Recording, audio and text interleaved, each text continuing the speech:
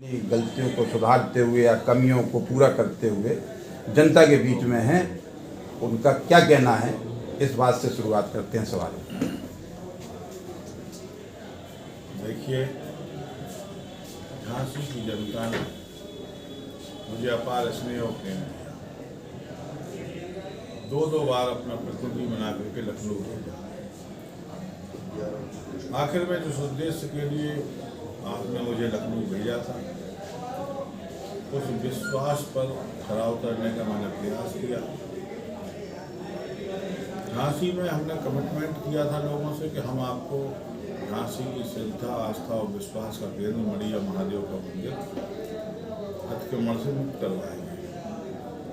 तो जहाँ एक और हमने उस मंदिर को मुक्त करवाया, वहीं दूसरी ओर वहाँ रहने वाले उन गरीब अल्पसंख्यक समुदाय के लोगों को भी आवास दिलवाए, गरीबी रेखा कार्ड दिलवाया। माने हम मानते ये थे कि हम भविष्य में कभी झांसी की सांप्रदायिक फिजा को यदि खराब लोग करेंगे तो एक बड़ा ज्वलंत विषय था। और विषय का झांसी से समापन हुआ कि नहीं हुआ, और सौहार्दपूर्ण हुआ। समापन भी इतने प्रेम में हुआ है कि जहाँ एक ओर हमारा हमको गौरव की अनुभूति होती है, वहीं दूसरी ओर उन गरीब मुसलमानों को भी हमने आवास दिलवाए, हमने बीपीएल कार्ड दिलवाए और कुछ राशि भी दिलवाई।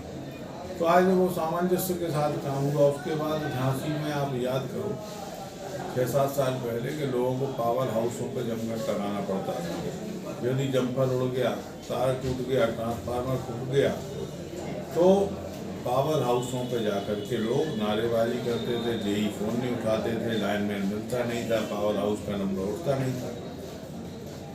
तब मुझे चिंता हुई कि झांसी की जीर्ण शीर्ण विद्युत व्यवस्था जो ध्वस्त हो चुकी है उसको ठीक करना चाहिए। तो मैंने 237 करोड़ रुपए की स्काडा बिजली योजना लाई।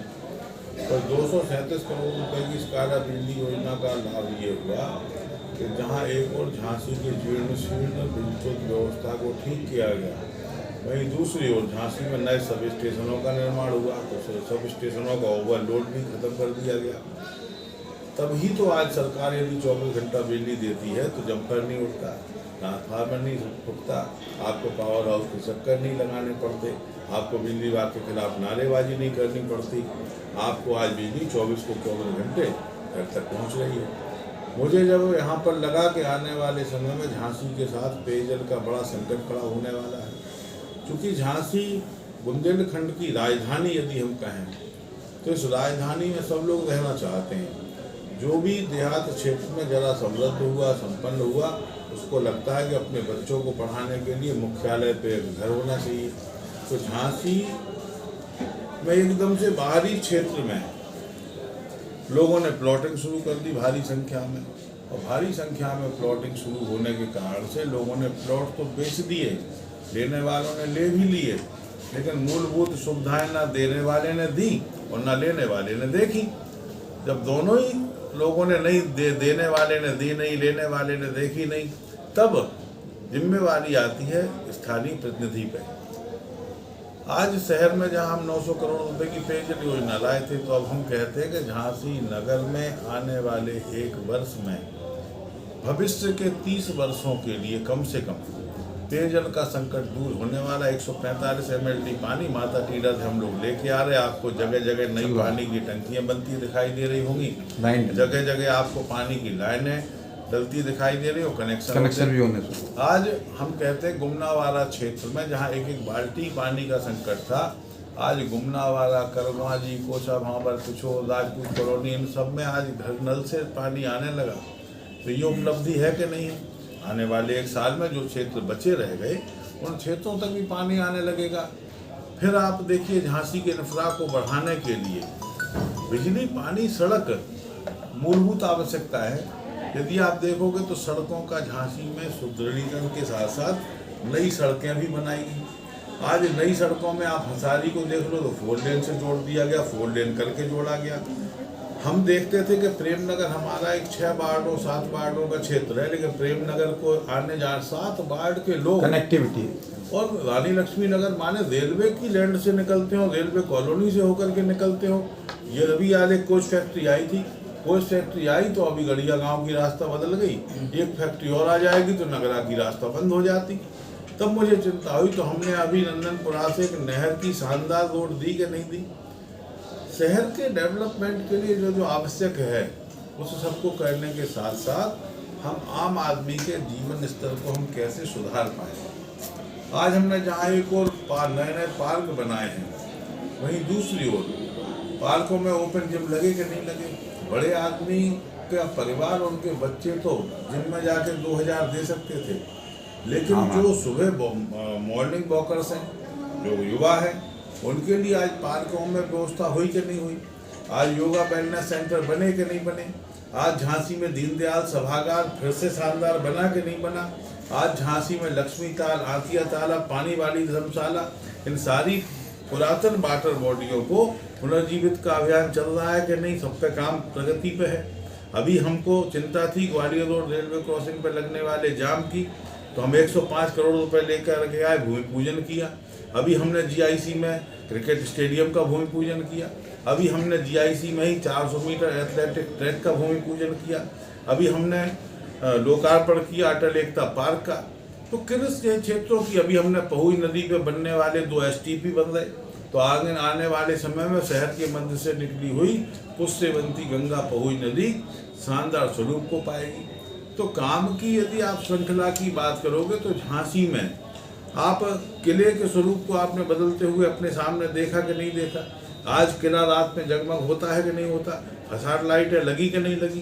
किले के अंदर आप जाओगे तो आपको वहाँ पर नया लाइट एंड साउंड शो सुनने को दिखाई देगा, सुनने को मिलेगा। तो ये सब काम हुए कि नहीं हुए।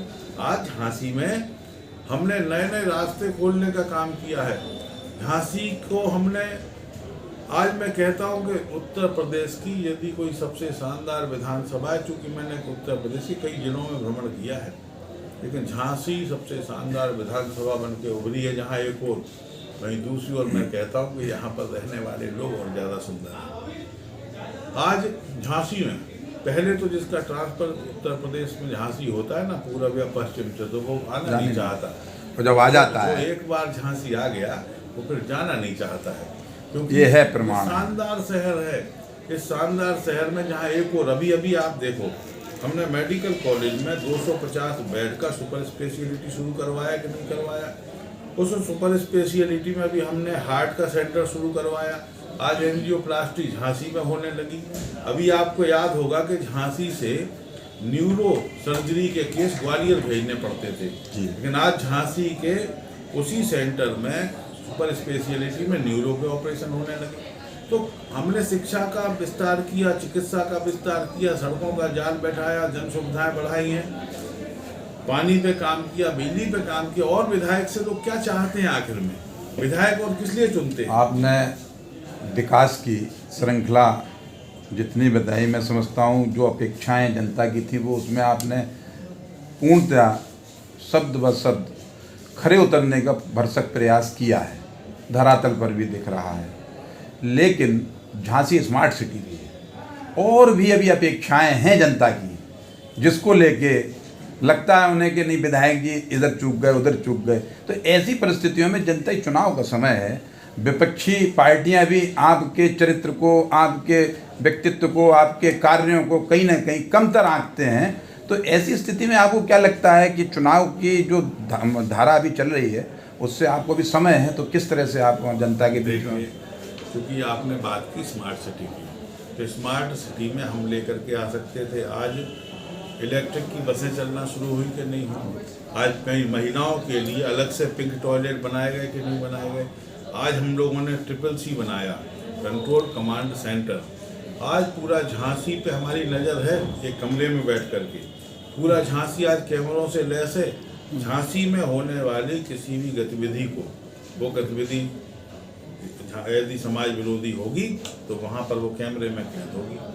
तो झांसी का इंफ्रा बढ़ा है झांसी में। देखिए, और रही बात विपक्ष की, तो विपक्ष तो मुद्दा विहीन है, उनके पास मुद्दे नहीं बचे।